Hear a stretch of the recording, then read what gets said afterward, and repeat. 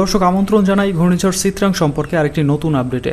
আপনি যদি এই চ্যানেলে আজকে নতুন এসে থাকেন প্লিজ চ্যানেলটি সাবস্ক্রাইব করুন এবং অন্যদের সাথে শেয়ার করুন। দর্শক আপনারা জানেন যে বঙ্গোপসাগরে লঘুচাপ সৃষ্টি হয়েছে এবং এই লঘুচাপের খবর আপনাদেরকে আগেই দেওয়া হয়েছে। এখনও পর্যন্ত বঙ্গোপসাগরে এটি লঘুচাপ আকারেই অবস্থান করছে এবং এই লঘুচাপটি আজ রাতের মধ্যে নিম্নচাপে পরিণত হয়ে যাওয়ার সম্ভাবনা রয়েছে। যখন এটি নিম্নচাপে পরিণত হবে সাথে সাথে এর যে মেঘের এরিয়া রয়েছে সেটি আরও বৃদ্ধি পাবে এবং বাংলাদেশের বিভাগগুলোতে ধীরে ধীরে এর মেঘ ছড়িয়ে পড়বে।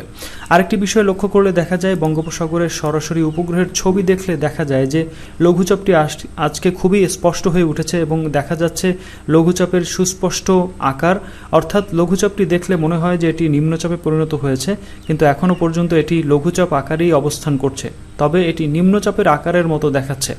আজ রাতের মধ্যে এটি নিম্নচাপে পরিণত হয়ে যাওয়ার প্রবল শঙ্কা রয়েছে এবং এটি যদি নিম্নচাপে পরিণত হয়ে যায় আজ রাত 12টার পর থেকে ধীরে ধীরে বাংলাদেশের সবগুলো বিভাগের উপরে এই মেঘ ছড়িয়ে পড়বে এবং আগামীকালকে দেশের বেশিরভাগ স্থানেই আকাশ মেঘলা থাকার সম্ভাবনা রয়েছে। কিছু কিছু জায়গায় বৃষ্টি হওয়ারও সম্ভাবনা আছে। এই যে মেঘলা হয়ে যাবে এবং বৃষ্টি হওয়ার সম্ভাবনা তৈরি হবে, এটা সম্পূর্ণ নিম্নচাপের কারণে হওয়ার সম্ভাবনা রয়েছে। এখনও পর্যন্ত লঘুচাপটি অতটা শক্তিশালী হয়নি, তবে গতকালকে যে অবস্থায় ছিল লঘুচাপের আকার আজকে তার থেকেও প্রবল আকারে দেখাচ্ছে এবং সুস্পষ্ট আকারে লঘুচাপটি বঙ্গোপসাগরে অবস্থান করছে।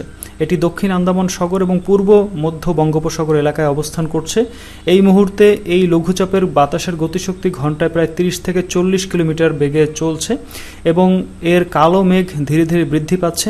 আগামী 24 ঘন্টার মধ্যে দেশের রংপুর বিভাগ বাদে বাকি সবগুলো বিভাগেই প্রায় প্রচুর মেঘ জড়ো হতে পারে, তবে রংপুর বিভাগেও কিছু কিছু মেঘ প্রবেশ করবে। বলা যায় যে দেশের সবগুলো বিভাগেই আজ রাতে যদি নিম্নচাপ সৃষ্টি হয় তাহলে সেই নিম্নচাপের প্রভাবে মেঘ প্রবেশ করবে এবং ধীরে ধীরে আবহাওয়া মেঘলা হয়ে যেতে থাকবে। এক সময়ে কিছু কিছু জায়গায় বৃষ্টিপাতও শুরু হয়ে যেতে পারে। তো দর্শক, এই ছিল আজকের পূর্বাভাসের একটি আপডেট ঘূর্ণিঝড় চিত্রাং সম্পর্কে। পরবর্তী আরও তথ্য জানানো হবে যদি এটি ঘূর্ণিঝড় হয় বা নিম্নচাপ হয়ে যায়। আমরা সময়ে সময়ে আপনাদেরকে আপডেট দেওয়ার চেষ্টা করব। তো সে পর্যন্ত সবাই ভালো থাকবেন। পরবর্তী আপডেট দেখার আমন্ত্রণ রইল। ধন্যবাদ সবাইকে।